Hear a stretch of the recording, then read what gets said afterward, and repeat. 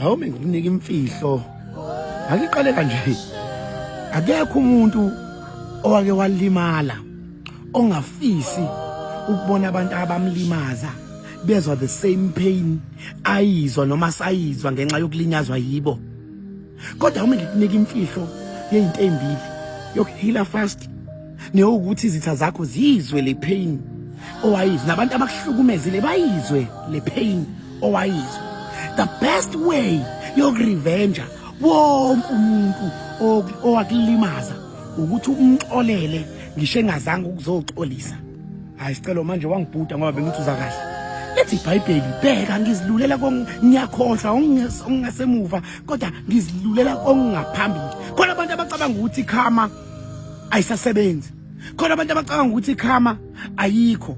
Ikhama ayilekelelwa. Ngiyakutshela mina.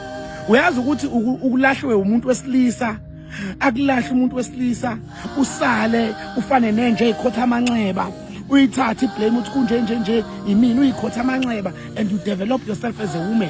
The moment you become a better woman uzuyitshena ukuthi ujabulile ngokuthi wakuzisa ubhlungu la ekhona kanti ulimele ngaphakathi esebona igolide alilahla ngoba phela idayimane yilahle elalinganakiwe lacoshwa abathize balithuntuta kwaphenduka idayimane. Go and check.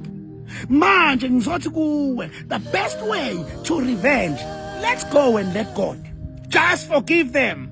Forgive them. Ngiyakhohlwa ungemuva ngizilela ngaphambili. Just pay attention to your own healing. Ayikho into ebuhlungu njengokubona phela utamati solahliwe umila kakhulu kunotshale. Ayikho into ebuhlungu njengokubona into wayilahla uyitshela ukuthi ayinaveli seyicoshwa abanye yaba into engaphezulu kwaleyo wena uyiyo eyayiyo usanayo. Manje mawuhlela ulindele ukuthi ikhama ishaya izitha zakho kuleyo uNkulunkulu uzovela egoqela izandla.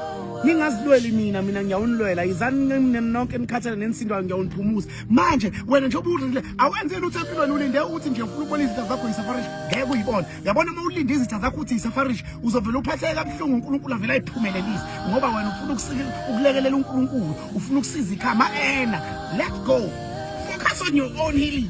Focus on your own self. 2024 is a selfish year. Focus on yourself. Ngiyakutshela bayobuya base bekubona usuphumelela, base bekubona usuhila, base bekubona usubathoba, bayobuya sebeshawa isilonda ngoba ngiyangithi mina ungawugaqaza umnyango mawuphuma udina umuntu ngoba awazi mhlawumbe uyowudinga mhlawumbe ufuna ukubuya ungasavinjwa abantu abaphakathi uvinjwe icrack eyadaleka mhlazana ubhaqaza isicaba. Kunabantu esabasiza, kunabantu esabasiza namhlanje basibiza ngamagama. Ungabalwisa ungazama ukuyidefenda one day ngoba iqiniso noma ngingathola lithatha 20 years kodwa linamandla okuziprova ebantwini. Yileyo nje isecret yokuthi abantu noma ikhama ishaye izitha zakho musu kuyilekelela. Just let go and let God. Ungiphelile ungibuza ngeke babuye yini befisa uzoxolisa. Abanye bazobuya bezogoqa bezoqambela amanga. Hawu mfethu ngiyayisola hayi akayisoli ufuna ukuzoletha upaper 2 wale pain akudala ngayo. Focus on yourself. Baxole ngisho bengaxolisanga baxolele abanye bazopretend bayaxolisa kodwa ngoba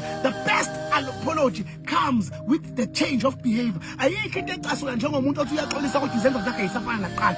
Let's go and let God, but focus on yourself. Focus on yourself and move forward. I'm telling you, kodwa ungemuva sibile ngaphambili you will see healing because I'm ngitshela you only heal when you get something bigger than your disappointment. Manje wena usafocus with disappointment ufuna ukubona disappointed nayo ingakho ungeke umuve to betterness. Manje susa amehla akho with disappointment uzobona ukuthi you are blessed more than the disappointment that you've encountered in your life. God bless you.